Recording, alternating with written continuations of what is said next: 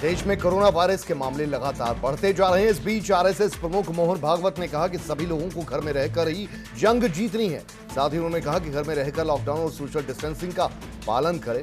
उन्होंने कहा कि घर में रहें और ईश्वर से प्रार्थना करें।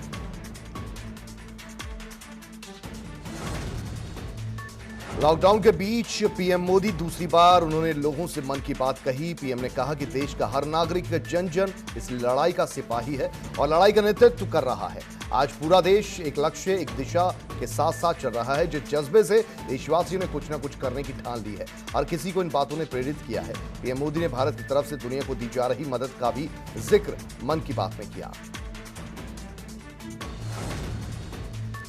भारत में कोरोना मरीजों की तादाद 26,000 के पार हो गई, जबकि कोरोना की चपेट में आकर 824 लोगों की मौत हो चुकी है। देश में 26,496 कोरोना मामले सामने आए। पिछले 24 घंटों में 1990 कोरोना के मामले सामने आए, जो एक चिंता का विषय बन गए।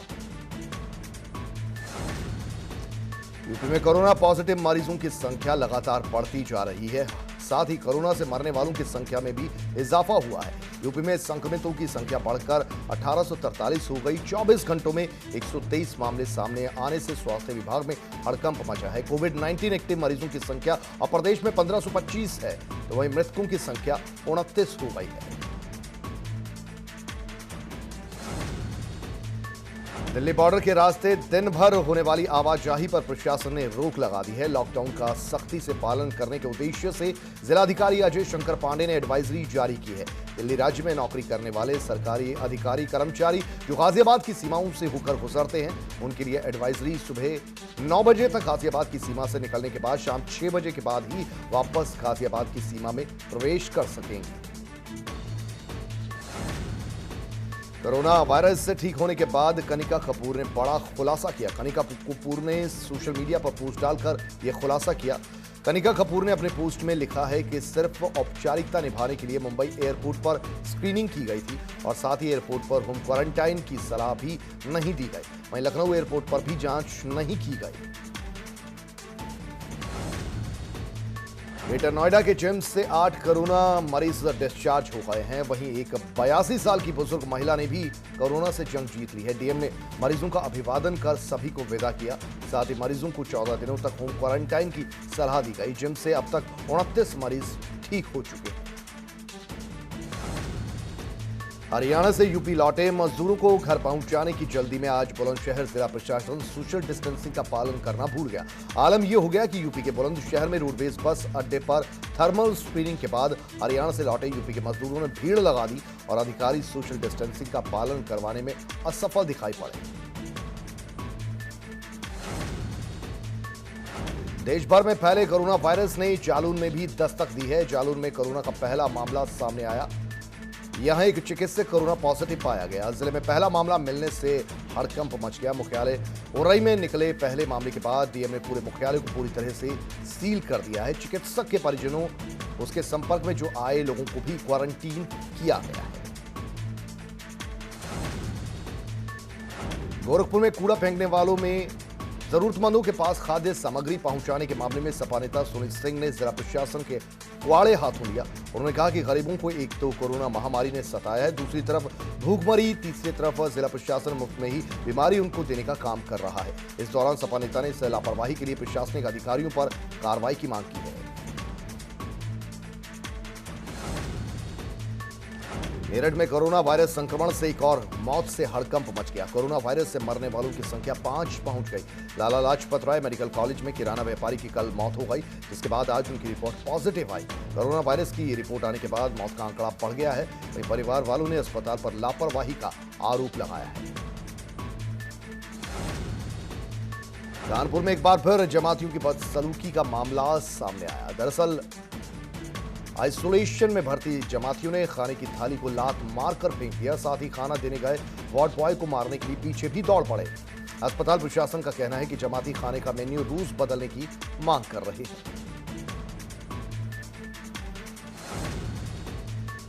आगरा में खतरनाक कोरोना वायरस तेजी के साथ फैल रहा है। जिले में कोरोना मरीजों की संख्या बढ़कर 371 हो गई है। कोरोना के बढ़ते आंकड़ों को देखते हुए प्रशासन और स्वास्थ्य विभाग काफी चिंतित है। वहीं कोरोना के बढ़ते प्रकोप को रोकने के लिए हर मुमकिन कोशिशें भी जारी हैं। देश में कोरोना का प्रकोप बढ़ता जा रहा है। कोरोना पर काबू पाने के लिए हर संभव प्रयास किए जा रहे हैं। कानपुर में गोविंद नगर विधानसभा से बीजेपी विधायक सुरेंद्र मैथानी खुद अपने विधानसभा क्षेत्र को सैनिटाइज कर रहे हैं। साथ ही सुरेंद्र मैथानी ने सैनिटाइजेशन के दौरान सोशल डिस्टेंसिंग का भी ख्याल रखा। आगरा में कोरोना पॉजिटिव मरीजों में आज 19 लोगों के ठीक होने के बाद उन्हें डिस्चार्ज कर दिया गया। जिलाधिकारी आगरा प्रभु एन सिंह ने बताया कि अभी तक 140 लोग ऐसे हैं जिनकी रिपोर्ट नेगेटिव आ चुकी है, जिन्हें चरणबद्ध तरीके से डिस्चार्ज किया जा रहा है। अब तक लगभग कुल 65 मरीजों को डिस्चार्ज किया जा चुका है। आगरा में हुई दरअसल मौतों के आंकड़े पर भी उनका ये कहना है कि अभी तक कुल 9 मौतें कोरोना पीड़ित मरीजों की हो चुकी हैं। अलीगढ़ में आज कोरोना के 5 मामले एक साथ पॉजिटिव आने से स्वास्थ्य विभाग और जिला प्रशासन स्तब्ध रह गया। वहीं सबसे ज्यादा कोरोना मरीज मिलने वाले उस्मानपाड़ा इलाके को हॉटस्पॉट घोषित किया गया। साथ ही 3 दूसरे इलाकों को भी सील कर सैनिटाइजेशन और जांच की कार्रवाई की जा रही है। आपको बता दें कि अलीगढ़ में अब तक कोरोना के 16 मामले सामने आ चुके हैं, जिनमें से एक की मौत हुई है। अलीगढ़ में युवती के साथ बलात्कार के आरोपियों को पंचायत में जूते और मुंह काला करने की सजा देकर माफ कर दिया गया, जिसके बाद पंचायत के फरमान से नाराज युवती ने फांसी के फंदे पर लटक कर अपनी जान दे दी। आनंद फानन में घटना के बाद पुलिस ने दोनों आरोपियों को तत्काल गिरफ्तार कर लिया। वहीं परिजनों का रो रो कर बुरा हाल है। घटना के बाद पुलिस ने शव को पोस्टमार्टम के लिए भेज दिया है। रमजान का महीना शुरू होते ही फर्रुखाबाद में प्रशासन ने सख्ती शुरू कर दी है। जी हाँ, प्रशासन के आदेश पर मस्जिदों में आजान पर पाबंदी लगा दी गई। देर रात पुलिस ने मस्जिदों पर पोस्टर चस्पा किए, जिसमें मस्जिद में आजान पर पाबंदी की सूचना दी गई। साथ ही लोगों ने मस्जिदों पर आजान पर पाबंदी के पोस्टर देखकर वो गुस्से में आ गए। वहीं जमाते इस्लामी हिंद के अध्यक्ष कासमी ने भेदभाव का आरोप लगाते हुए इसे राजनीतिक फैसला बताया। कानपुर में पतंग उड़ाने पर रोक लगाई गई, जिसके बाद अब कानपुर में पतंग उड़ाने पर प्रशासन की तरफ से एक्शन लिया जाएगा। पतंग से कोरोना फैलने की आशंका के बाद से पतंग उड़ाने पर रोक लगा दी गई। ड्रोन कैमरे से चप्पे चप्पे की निगरानी की जा रही है, जिससे कोई पतंग ना उड़ा पाए। कोरोना वॉरियर्स का उत्साह बढ़ाने और लोगों को मास्क लगाने के प्रति जागरूक करने हेतु मुकुट पेट्रोल पंप की अनोखी पहल सामने आई। पेट्रोल पंप कोरोना वॉरियर्स को ₹2 सस्ता पेट्रोल उपलब्ध करवा रहा है। मास्क लगाकर आ रहे लोगों को ₹1 सस्ता पेट्रोल दिया जा रहा है।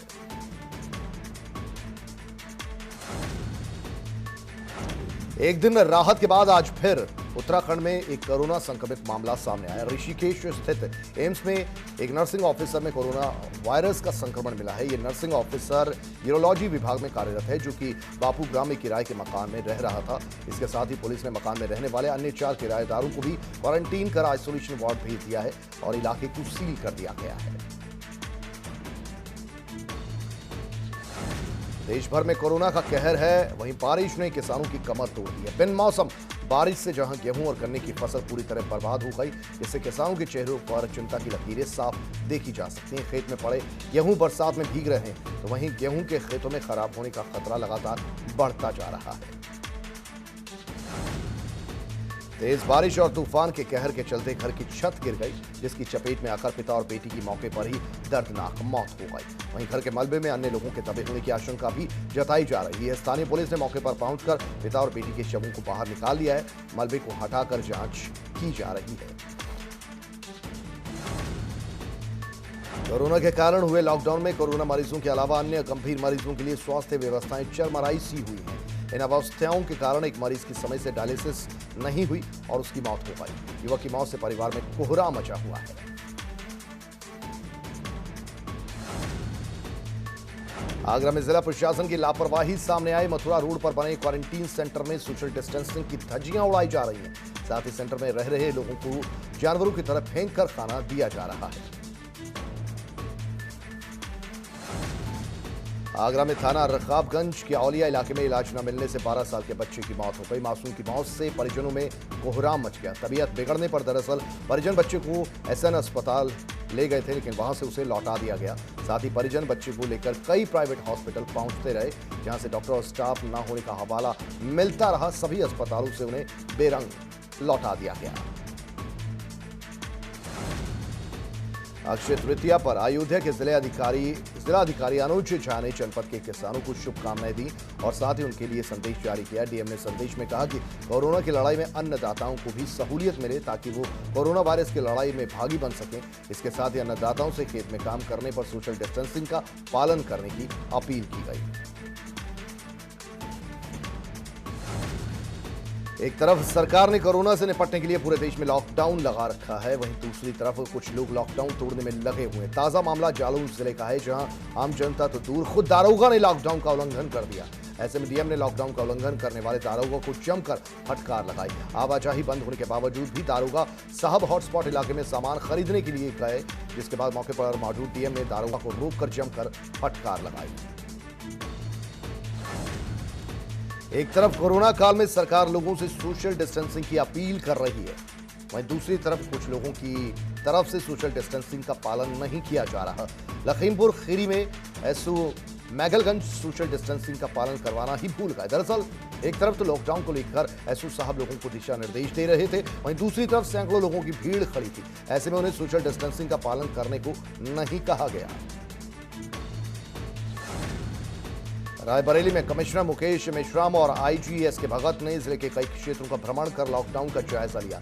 साथ ही मंडी में पहुंचकर राशन सामग्री के बारे में भी जानकारी ली। साथ ही खामियां पाए जाने पर जिम्मेदार अधिकारियों को जमकर फटकार लगाई।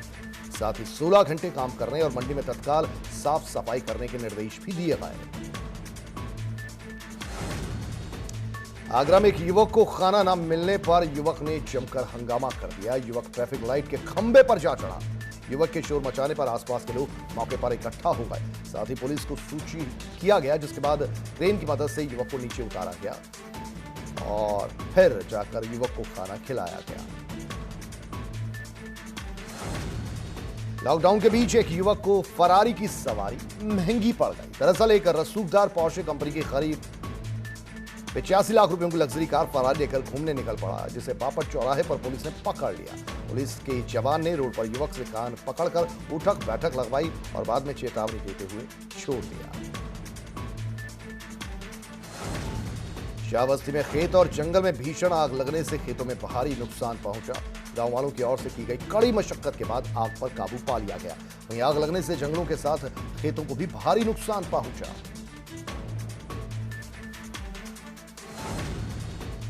सीएम योगी के शहर गोरखपुर में लॉकडाउन के बीच नगर निगम की बड़ी लापरवाही सामने आई। दरअसल यहां कचरा ढोने वाली गाड़ियों से लोगों के घरों तक राशन का सामान पहुंचाया जा रहा है और ये तस्वीरें डीएम ऑफिस के ठीक सामने की। ऐसे में लोगों को कोरोना महामारी से छुटकारा मिले न मिले, कोई दूसरी बीमारी जरूर लग सकती है।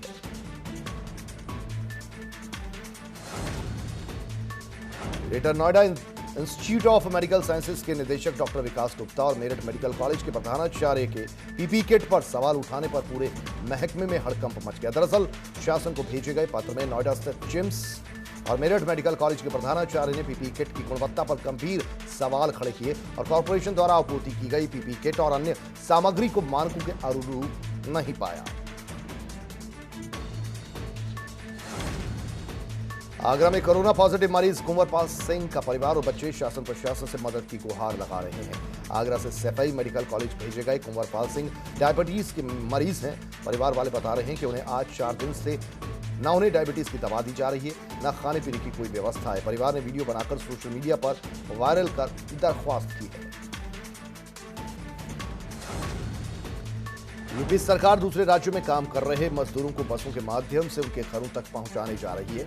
साथ ही रास्ते में उन्हें खाना और अन्य जरूरत की चीजें भी उपलब्ध करवा रही है। वहीं कासगंज में बाहर से आए मजदूरों को रोडवेज प्रशासन द्वारा बासी खाना देने की बात भी सामने आई।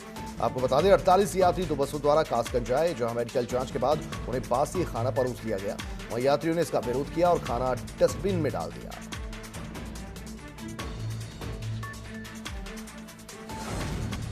लॉकडाउन के कारण सभी स्कूल और कॉलेजेस बंद हैं, जिसकी वजह से बच्चों की पढ़ाई ठप पड़ी है। ऐसे में प्रदेश के बेसिक शिक्षा विभाग ने ऑनलाइन क्लासेस चलाए जाने का निर्देश दिया। गोंडा जिले का बेसिक शिक्षा विभाग भी अपने स्कूलों में ऑनलाइन क्लासेस का संचालन कर रहा है और इसी तकनीक के जरिए शिक्षक बच्चों को पढ़ा रहे हैं। कोरोना के बढ़ते कहर को देखते हुए जहां लॉकडाउन का सख्ती से पालन कराया जा रहा है, वहीं कई जगह लोगों की ओर से लॉकडाउन का उल्लंघन भी किया जा रहा है। जिसको देखते हुए कानपुर में डीआईजी ने सख्त निर्देश दिए। बिना वजह सड़क पर घूमने वालों की गाड़ियों को सीज कर सीधे एफआईआर के निर्देश दिए। पुलिस हर चौक चौराहे पर सक्रिय है, साथ ही लोगों को बेवजह घर से बाहर निकलने पर सजा के तौर पर उठक बैठक भी लगवा रही है। सरकार की लाख कोशिशों के बाद भी लोग सोशल डिस्टेंसिंग का पालन नहीं कर रहे हैं।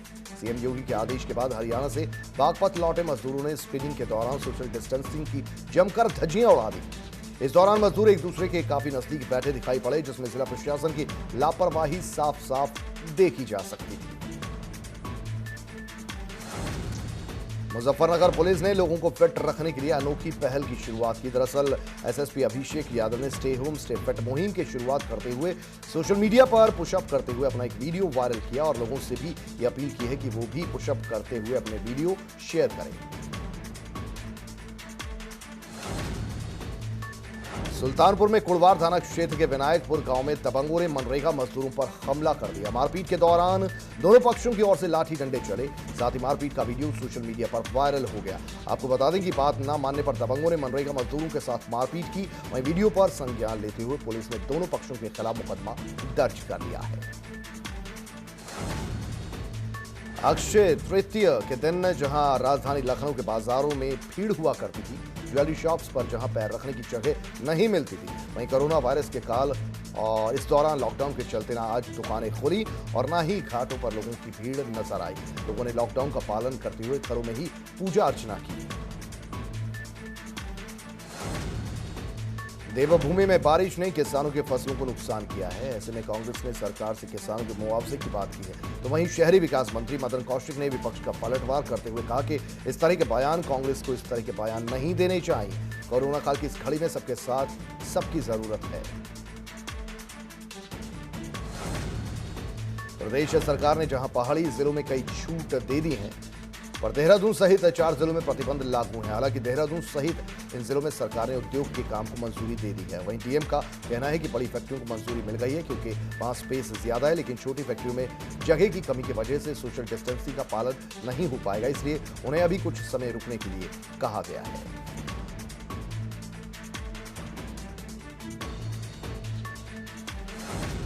सीएम त्रिवेंद्र सिंह रावत ने प्रदेश में वापस अपने गांव आए पहाड़ के युवाओं से गढ़वाली में बात की। इस मौके पर सीएम त्रिवेंद्र ने साफ कहा कि कोरोना महामारी से लड़ने के लिए हमें एकजुट होकर काम करना होगा। वहीं सीएम ने उन तमाम प्रवासी युवाओं को यकीन दिलाया कि अगर वो पहाड़ में रहना चाहते हैं तो सरकार उनके साथ एक जरूर योजना बना रही है।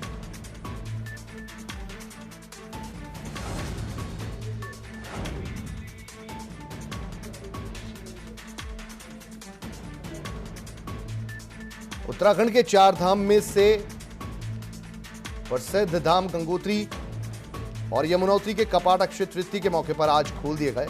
इसी के साथ 4 धाम यात्रा की विधिवत शुरुआत हो गई है। गंगोत्री धाम के कपाट शुभ मुहूर्त में दोपहर 12:35 पर खोले गए। कोरोना संक्रमण की आशंका और लॉकडाउन की पाबंदियों के चलते इस बार केवल 21 तीर्थ पुरोहित कपाट खोलने के मौके पर शामिल हो सके हैं। उत्तराकाशी गंगोत्री धाम के कपाट खोले हैं।